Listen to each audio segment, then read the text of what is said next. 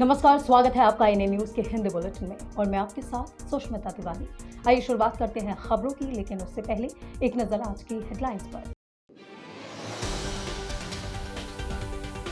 अमरोहा में तैनात सिपाही की गई जान, परिवार में मचा कोहराम। झांसी में मायावती की जनसभा में छाई उदासी, कार्यकर्ताओं में नहीं बचा जोश। बहराइच में लोकसभा चुनाव के चौथे चरण की मतदान प्रक्रिया शुरू, 1885 बूथों पर मतदान जारी। झांसी की धरती से कल गरजेंगे राहुल और अखिलेश, प्रदीप जैन के समर्थन में करेंगे विशाल जनसभा।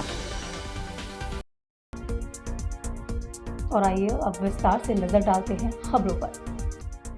खबर अमरोहा से है, जहां अमरोहा में तैनात एक सिपाही की बीमारी के चलते जान चली गई। निजी अस्पताल में सिपाही का इलाज चल रहा था। आपको बता दें, 6 दिन पूर्व गजरौला कोतवाल ने मृतक सिपाही के पिता की आर्थिक मदद भी की थी। अलीगढ़ के गांव बटरौई का रहने वाला बताया जा रहा है। मृतक सिपाही शैलेंद्र कुमार 2018 बैच का शैलेंद्र कुमार सिपाही है। अमरोहा के थाना गजरौला में तैनात था सिपाही शैलेंद्र कुमार। झांसी की पोच थाना इलाके में एर्च रोड पर ग्राम सराय के पास एक डंपर में अचानक शॉर्ट सर्किट से आग लग गई, जिससे डंपर धू-धू कर जलने लगा। देखते ही देखते आग ने विकराल रूप ले लिया और पूरे डंपर को अपनी चपेट में ले लिया। हालांकि स्थानीय लोगों ने आसपास लगी पानी के पाइप से डंपर में लगी आग को बुझाने की कोशिश की, लेकिन आग इतनी विकराल थी कि आग पर काबू पाना बेहद मुश्किल था, जिससे डंपर जलकर खाक हो गया।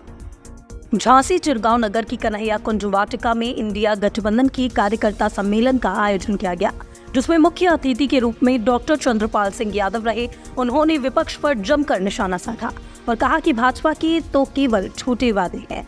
इस बार उनके झूठे वादों में ना आकर अपने सही प्रत्याशी को वोट दे और इंडिया गठबंधन के प्रत्याशी प्रदीप जैन को सपोर्ट करे।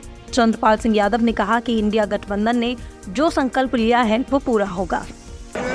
चिरगांव क्षेत्र के लोगों की बूथ कमेटी की आज बैठक थी, उसमें हम लोग शामिल हुए हैं और हम लोगों ने यही आह्वान किया है कि एक एक बूथ पर समाजवादी नौजवान खड़े होकर के कांग्रेस पार्टी को जिताने का काम करेंगे।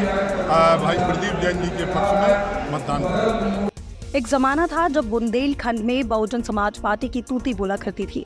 बहुजन समाज पार्टी की सुप्रीमो मायावती जब कोई रैली किया करती थी तो हजारों की संख्या में लोग उनकी रैली में जाने की तैयारी में लग जाते थे।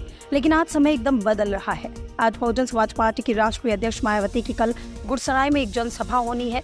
जनसभा होने में कुछ ही समय बाकी है, उसके बावजूद तैयारी कुछ भी नहीं है। कार्यकर्ताओं में जोश तक नहीं नजर आ रहा है। प्रत्याशी उदासीन बैठा हुआ है। पार्टी के चुनाव कार्यालय पर सन्नाटा पसरा हुआ है। इक्का दुक्का पार्टी के वफादार कार्यकर्ता छोड़ लगभग पूरे की पूरी पार्टी इस वक्त सन्नाटे में डूबी हुई है। बहराइच के पिंक बूथ पर डीएम ने प्रथम नागरिक के रूप में अपना मतदान कर लोगों से बढ़ चढ़कर मतदान करने की अपील की। इसके साथ ही पिंक बूथ पर दिव्यांग मतदाताओं से भी बढ़ चढ़कर अपने मताधिकार का प्रयोग कर जनता से वोट डालने की अपील की। पिंक बूथ पर दिव्यांग मतदाताओं की विशेष सुविधाओं का ख्याल रखा गया है। प्रशासन अपने दल बल के साथ मौजूद रहेगा। व्यापक स्तर पर सुरक्षा का इंतजाम है।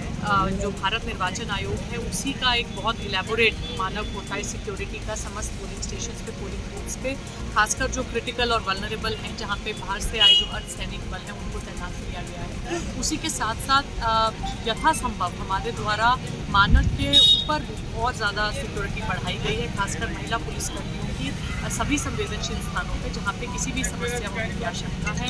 पर्याप्त लॉ एंड ऑर्डर में ड्यूटी तैनात की गई है। थानों के क्यूआरटी मोबाइल्स हैं, क्लस्टर मोबाइल्स हैं, रिजर्व फोर्स हैं, सेक्टर पुलिस अधिकारी हैं, जोनल पुलिस अधिकारी हैं। हम सभी लोग आज भ्रमणशील हैं ताकि बिल्कुल निष्पक्ष और सकुशल बिना किसी विघ्न के यहाँ पे मतदान संपन्न हो सके।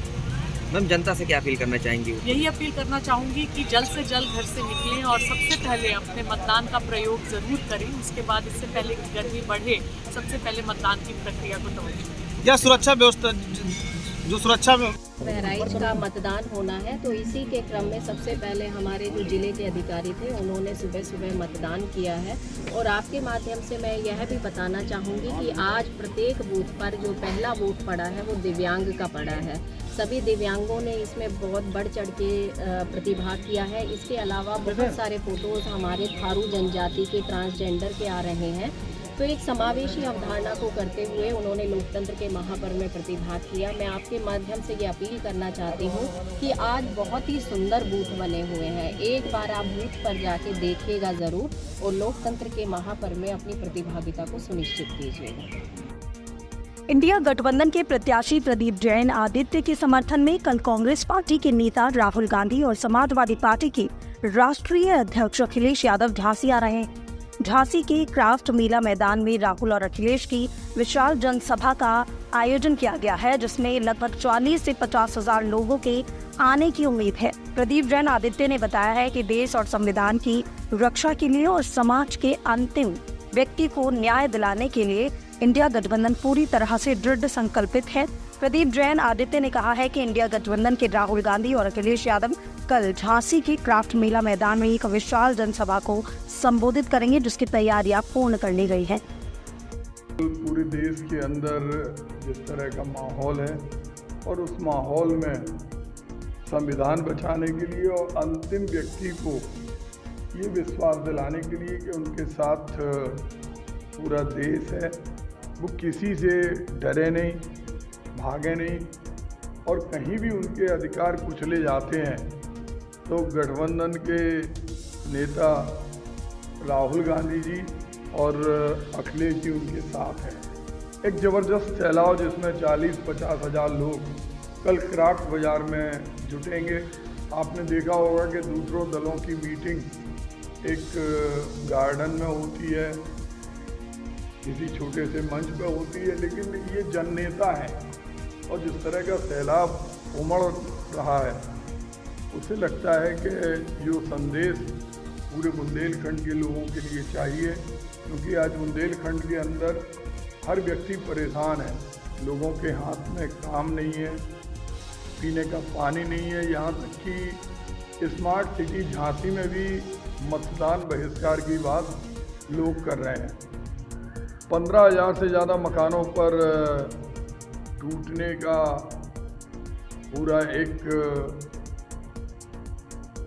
खौफ व्याप्त है, उसमें कुछ भी नहीं बोला जा रहा। बीडा के नाम पर जिन ज़मीनों के दाम नहीं बढ़ाए गए, उन ज़मीनों को अधिग्रहित किया जा रहा है या उनसे रजिस्ट्री कराई जा रही है। ऐसे सारे मुद्दे हैं जिन मुद्दों पर कहीं ना कहीं लगता है कि बाबा साहब भीमराव अंबेडकर का जो संविधान है उसका उल्लंघन है। इक्वलिटी की बात हो, जीने की बात हो, विचारों की अभिव्यक्ति हो, हर जगह कहीं ना कहीं आम आदमी को दबाया जा रहा है। मंत्री जी, कल ये संविधान बचाओ है या देश बचाओ है? देखिए, संविधान बचेगा तो देश बचेगा। देश संविधान से ही चलता है। हमारा सबसे महत्वपूर्ण ग्रंथ, सबसे बड़ी पूजा इबादत अंतिम व्यक्ति के लिए हमारा संविधान है। हम मर्यादा पुरुषोत्तम राम के मानने वाले लोग हैं। हम देखते हैं कि राम राज्य में भी समानता की बात थी। समाज के अंतिम व्यक्ति के आवाज़ को भी कभी मर्यादा पुरुषोत्तम राम ने ठुकराया नहीं। तो आज आवश्यकता है कि जब देश आज़ाद हुआ, बाबा साहब भीमराव अंबेडकर का वो संविधान, उस संविधान को बचाना आवश्यक। क्या भाजपा भगवान राम के आदर्शों पर नहीं चलती है?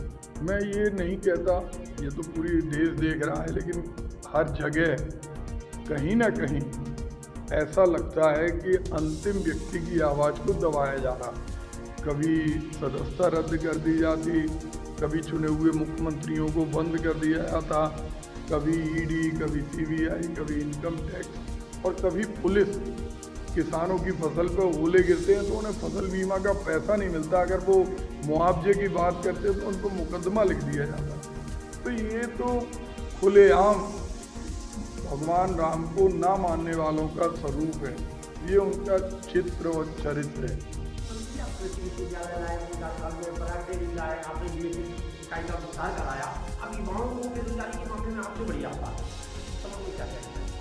देखिए, लोगों को तुलना करना चाहिए। एक जनप्रतिनिधि सेवक होता है, किसी का मालिक नहीं होता।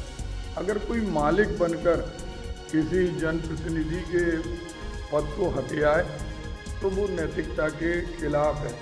जनप्रतिनिधि सड़क पे होना चाहिए, संसद में बोलने वाला होना चाहिए, और 5 साल हम भी सांसद रहे, 5 साल हमारे वर्तमान सांसद भी रहे।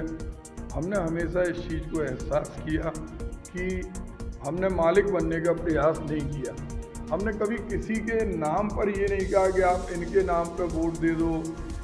मूल्यांकन है, अगर क्रिकेट की टीम का सिलेक्शन भी होता है तो जिन प्लेयर की परफॉर्मेंस अच्छी होती है, भले ही उनका कोच कोई भी हो, उनके गेम के आधार पर परफॉर्मेंस होती है। एक लड़के का क्या कसूर था, जिस लड़के ने केवल हमारे सांसद जी से पूछा रोजगार के बारे में, युवाओं के बारे में, उलझ गए, बंद करा दिया।